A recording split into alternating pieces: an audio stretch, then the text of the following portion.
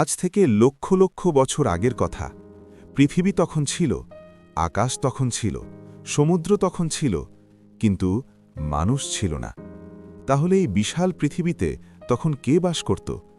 কে এই মাটিতে হাঁটত? কে এই বাতাসে শ্বাস নিত? কে পাহাড় কাটত, নদীতে জল খেলত? আর সেই সত্তারা কোথায় গেল? কেন আল্লাহ তাদের ধ্বংস করলেন? আর কেন তখন ফেরেশতারা প্রশ্ন করেছিল, আপনি কি পৃথিবীতে এমন কাউকে স্থাপন করবেন যারা ফাসাদ সৃষ্টি করবে এবং রক্ত ঝরাবে? এই প্রশ্নের পেছনে লুকিয়ে আছে এক অজানা ইতিহাস। আজকে আমরা সেই রহস্যময় অধ্যায়ের দরজা খুলব, কোরআন, হাদিস এবং তাফসিরের আলোকে। বিসমিল্লাহির রহমানির রহিম। আল্লাহ সুবহানাহু ওয়া তাআলা যখন পৃথিবী সৃষ্টি করলেন, তখন থেকেই তার মনে ছিল একটি মহাপরিকল্পনা। তিনি চেয়েছিলেন এই পৃথিবীতে এমন একটি সৃষ্টি আসুক যে হবে তার খলিফা, অর্থাৎ তার প্রতিনিধি। কিন্তু সেই প্রতিনিধি আসার আগে এই পৃথিবী ছিল অন্য কারো অধীনে। পবিত্র কোরআনে আল্লাহ তাআলা বলেন, স্মরণ করো যখন তোমার প্রতিপালক ফেরেশতাদের বললেন, আমি পৃথিবীতে একজন খলিফা নিযুক্ত করতে চাই। সূরা আল বাকারা ৩০। এই আয়াতে একটি অত্যন্ত গুরুত্বপূর্ণ শব্দ আছে, খলিফা। আরবি ভাষায় খলিফা মানে হল প্রতিনিধি, স্থলাভিষিক্ত বা উত্তরাধিকারী। এখন প্রশ্ন হল, কার স্থলাভিষিক্ত? কারণ যদি কেউ উত্তরাধিকারী হয়, তাহলে তার আগে নিশ্চয়ই কেউ ছিল, এবং এখানেই শুরু হয় সেই অজানা ইতিহাস। ইসলামী তাফসিরের বিখ্যাত আলেমগণ ইমাম ইবনে কাসির, ইমাম তাবারি, ইমাম কুরতুবী রাহিমাহুমুল্লাহ, এনারা সকলেই এ বিষয়ে আলোচনা করেছেন। তাদের মতে মানুষ সৃষ্টির বহু আগে থেকেই এই পৃথিবীতে বাস করত জিন জাতি। আল্লাহ তাআলা কোরআনে বলেন, আমি জিন ও মানুষকে সৃষ্টি করেছি কেবলমাত্র আমার ইবাদতের জন্য। সূরা জারিয়াত ৫৬।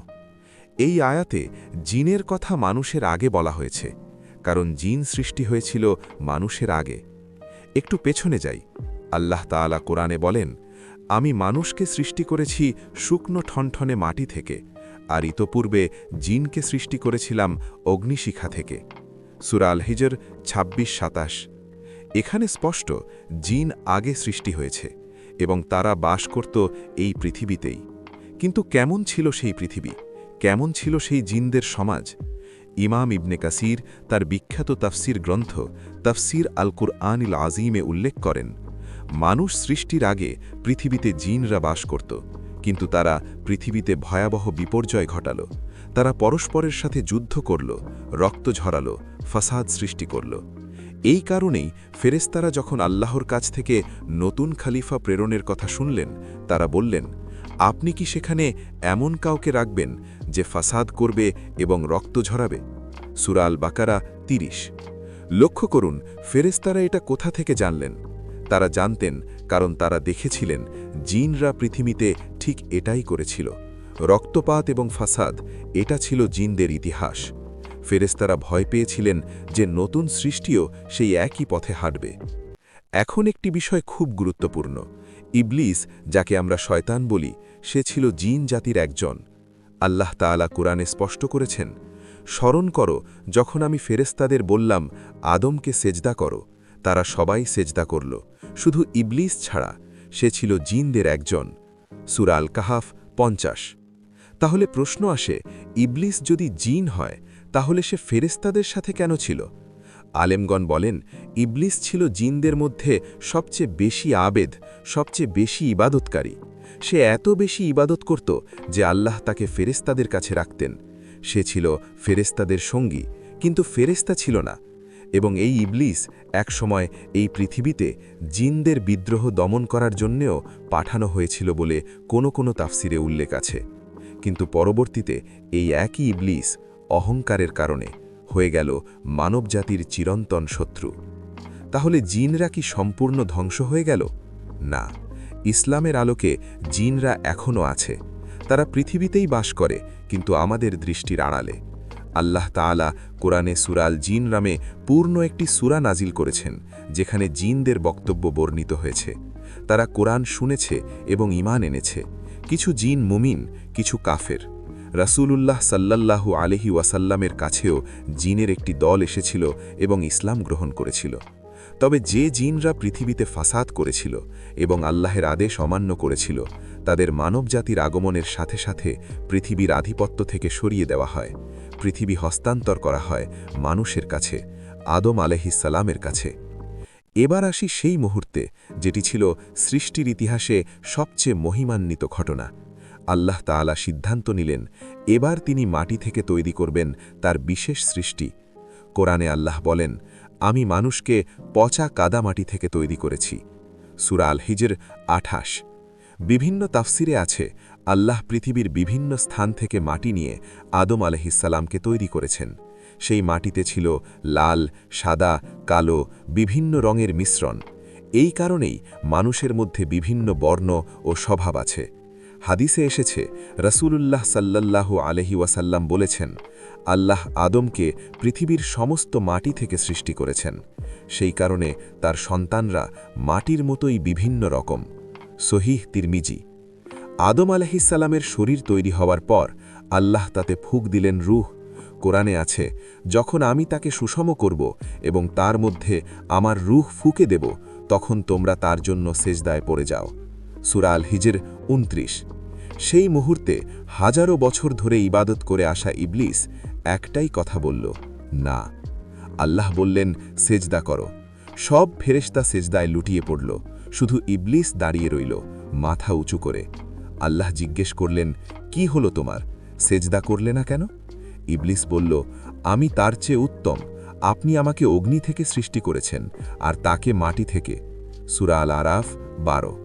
এই একটি বাক্যে ইবলিস 3টি মারাত্মক ভুল করল। প্রথমত, সে আল্লাহর আদেশ অমান্য করল। দ্বিতীয়ত, সে নিজেকে আল্লাহর সৃষ্টির চেয়ে উত্তম মনে করল। তৃতীয়ত, সে অহংকার করল, যে অহংকার কবিরা গুনাহের সবচেয়ে বড়। আল্লাহ তাআলা তখন বললেন, বের হয়ে যাও এখান থেকে, তুমি বিতাড়িত এবং লানত-প্রাপ্ত। সূরা আল হিজর 34। আর ইবলিস তখন প্রতিজ্ঞা করল, আপনার ইজ্জতের কসম, আমি এই মানুষদের পথভ্রষ্ট করব, সবাইকে। সূরা সাদ 82। এভাবেই শুরু হল মানবজাতির সাথে শয়তানের চিরন্তন যুদ্ধ। আদম আলাইহিস সালাম শুধু একটি শরীর পাননি, তাকে দেওয়া হয়েছিল এমন কিছু যা কোনো ফেরেশতা বা জিন পায়নি। প্রথমত, জ্ঞান। আল্লাহ বলেন, আল্লাহ আদমকে সব কিছুর নাম শিক্ষা দিলেন। সূরা আল বাকারা 31। এই নাম শেখা মানে শুধু শব্দ শেখা নয়, এর মানে হল সব জিনিসের পরিচয়, স্বভাব, ব্যবহার ও রহস্য জানার ক্ষমতা। এই জ্ঞান ছিল এত বিশাল যে আল্লাহ ফেরেশতাদেরও এই জ্ঞান পরীক্ষায় ফেল করিয়ে দিলেন। দ্বিতীয়ত, স্বাধীন ইচ্ছা। মানুষকে দেওয়া হলো এমন একটি শক্তি যা ফেরেশতাদের নেই, ইচ্ছা শক্তি। ফেরেশতারা সবসময় আল্লাহর আদেশ মানে, কারণ তাদের পাপ করার সুযোগ নেই। কিন্তু মানুষ পাপ করার সুযোগ থাকা সত্ত্বেও আল্লাহকে ভালোবেসে যখন ভালো কাজ করে, সেটাই প্রকৃত ইবাদত। তৃতীয়ত, সম্মান। আল্লাহ ফেরেশতাদের দিয়ে আদম আলাইহিস সালামকে সেজদা করালেন। পৃথিবীর সমস্ত সম্পদ মানুষের জন্য নিয়োজিত করলেন। আদম আলাইহিস সালাম প্রথমে পৃথিবীতে আসেননি, তার প্রথম আবাস ছিল জান্নাতে। সেখানেই আল্লাহ সৃষ্টি করলেন হাওয়া আলাইহিস সালামকে। সেখানেই তারা বাস করলেন সুখে। কিন্তু শয়তান ছেড়ে কথা বলবে না, সে বিভিন্নভাবে তাদের কাছে আসলো। অবশেষে সেই নিষিদ্ধ গাছের ফলের ব্যাপারে তাদের ধোঁকা দিতে সফল হল। আল্লাহর আদেশ ভুলে গিয়ে আদম আলাইহিস সালাম এবং হাওয়া আলাইহিস সালাম সেই ফল খেলেন, আর তখনই তারা নেমে এলেন এই দুনিয়াতে। আল্লাহ বললেন, তোমরা সবাই নেমে যাও, তোমরা একে অপরের শত্রু, পৃথিবীতে কিছুকাল তোমাদের বসবাস করতে হবে। সূরা আল আরাফ 24। প্রিয় ভাই বোন, এই পুরো ইতিহাসে আমাদের জন্য কি শিক্ষা আছে? প্রথম শিক্ষা, জিনদের পরিণতি থেকে বুঝি পৃথিবীতে ফাসাদ, অন্যায় ও রক্তপাতের পরিণতি কখনো ভালো হয় না। দ্বিতীয় শিক্ষা, ইবলিসের পরিণতি থেকে বুঝি অহংকার মানুষকে ধ্বংস করে। সে হাজারো বছর ইবাদত করেছিল, কিন্তু একটি মুহূর্তের অহংকারে সব শেষ হয়ে গেল। তৃতীয় শিক্ষা, আদম আলাইহিস সালামের ভুল থেকে বুঝি মানুষ ভুল করে, কিন্তু তওবা করলে আল্লাহ ক্ষমা করেন। আদম আলাইহিস সালাম যখন বললেন, হে আমাদের প্রতিপালক, আমরা নিজেদের প্রতি জুলুম করেছি, যদি আপনি আমাদের ক্ষমা না করেন এবং দয়া না করেন তাহলে আমরা অবশ্যই ক্ষতিগ্রস্তদের দলে পড়ে যাব। সূরা আল আরাফ 23। আল্লাহ তার এই তওবা কবুল করলেন। মানুষ ভুল করবেই, কিন্তু তওবার দরজা সব সময় খোলা। চতুর্থ শিক্ষা, আল্লাহ তাআলা পৃথিবী সৃষ্টি করেছেন একটি উদ্দেশ্য নিয়ে, পরীক্ষার জন্য। এই পৃথিবী চিরস্থায়ী নয়, ফিরে যেতে হবে তারই কাছে। আজকের এই গল্পের সারমর্ম হল, পৃথিবীটা আমাদের আগেও ছিল, জিনরা রাজত্ব করেছে, ধ্বংস হয়েছে, শয়তান উড়ে বেরিয়েছে, পড়ে গেছে। আদম আলাইহিসসালাম এসেছেন, ভুল করেছেন, তওবা করেছেন, ক্ষমা পেয়েছেন। আর এই পৃথিবীতে আমরা এসেছি একটাই উদ্দেশ্য নিয়ে, আল্লাহর ইবাদত এবং তার কাছে ফিরে যাওয়া। আল্লাহ তাআলা আমাদের সকলকে হেদায়েতের উপর রাখুন, শয়তানের ফাঁদ থেকে রক্ষা করুন এবং দুনিয়া ও আখিরাতে সফলতা দান করুন। আমিন। যদি এই ভিডিওটি আপনার কাজে লেগে থাকে, লাইক দিন, কমেন্ট করুন এবং শেয়ার করুন।